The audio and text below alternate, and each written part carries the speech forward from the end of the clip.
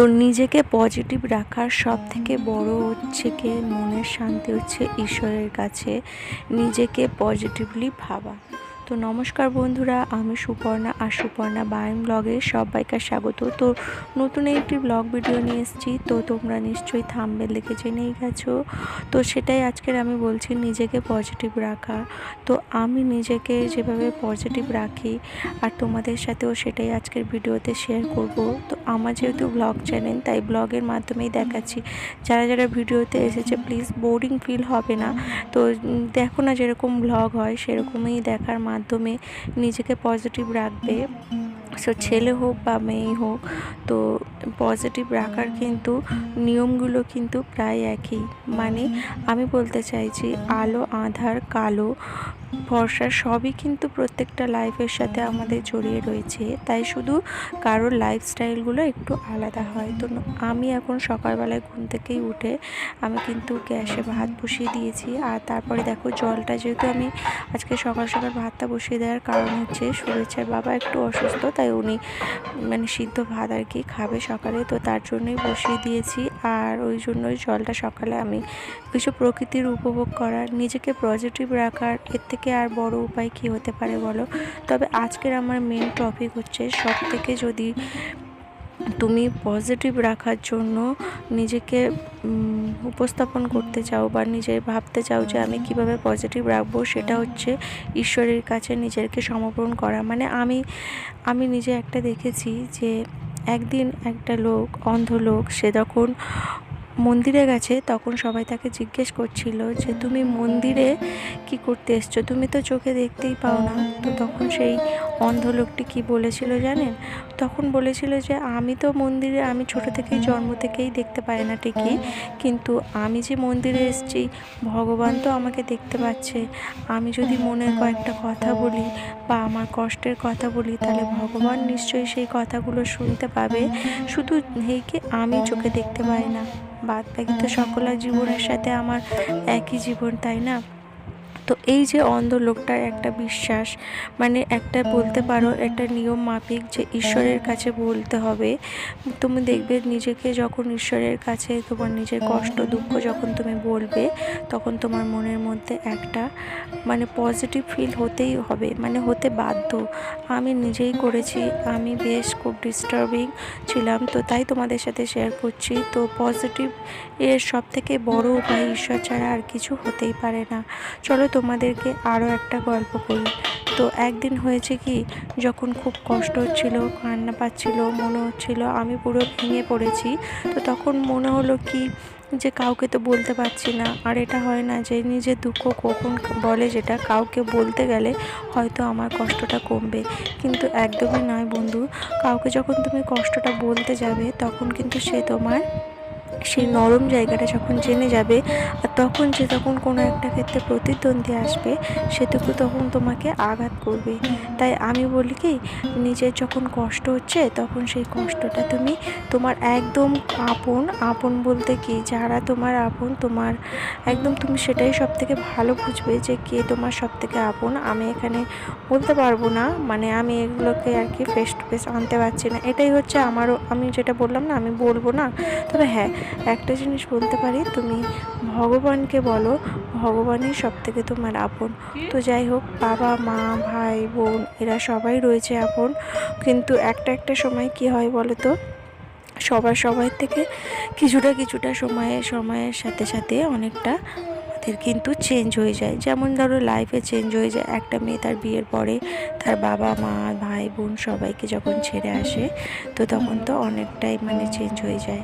তো যাই হোক, শুভেচ্ছার একটু ব্লগের কথাই বলি। শুভেচ্ছার বাবা তো খেয়ে নিয়েছে গরম গরম ভাত আলু সিদ্ধ দিয়ে।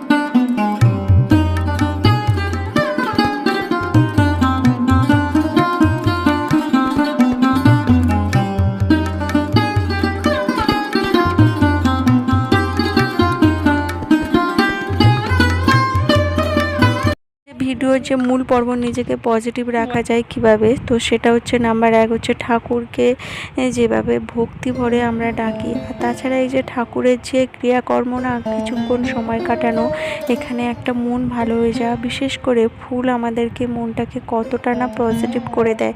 তা বিশেষ করে যে চিন্তা ভাবনাগুলো মানে গুড থিঙ্কিং আর কি, সেইগুলোই আমাদের আনে। তো চলো ভিডিওটা দেখতে থাকো।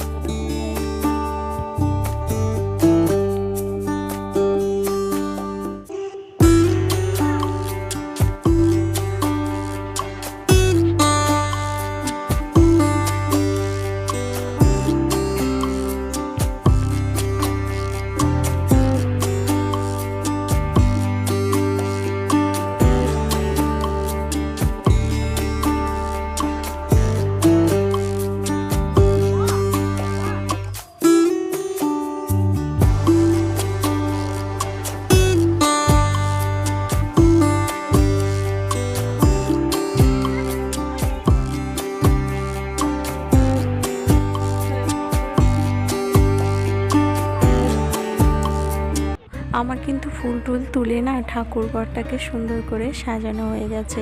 সুন্দর কতটা কি জানি না, তো আজকে তো আমার বেশি ফুল হয়নি, তো এই কটাই ফুল হয়েছে। তো সেই ফুলগুলো দিয়েই আমি সাজানোর চেষ্টা করেছি।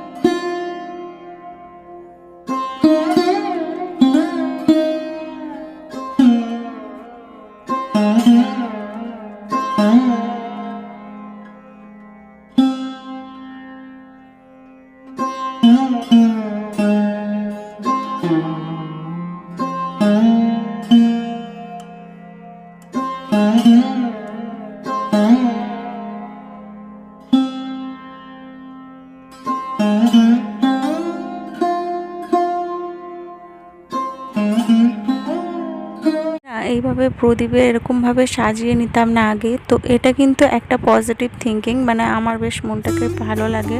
আরও একটা দেখো, এই যে ধুনো, এই ধুনো দেয়া কিন্তু আমাদের পজিটিভ। আমরা বলি এটা ঠাকুর ঘরে দেওয়ার উদ্দেশ্যে দেওয়া হয়, যে ঠাকুরকে আহ্বান করার আগে ধুনো ধূপ এগুলোকে জ্বালিয়ে দেওয়া হয়। ঠিক তেমনই এই পজিটিভ ভাইব্রেশনগুলো না আমাদের মধ্যে চলে আসবে। তো সেই জন্য এটা আর কেন আমি বাদ দিই বলো। আর প্রদীপ তো জানোই, তো ধূপ ধুনো প্রদীপ এইগুলো হচ্ছে আমাদের একটা পজিটিভ দিক। ঠাকুরের মানে সাথে সাথে ঠাকুরের এই যে ক্রিয়াকর্মগুলির মধ্যে এটা পড়ে, যেটা কিনা আমাদের মনটাকে অনেকটা পজিটিভ রাখতে সাহায্য করবে। তো জানি না ভিডিওটি কেমন লাগলো তোমাদেরকে, যদি ভালো লাগে অবশ্যই জানাবে।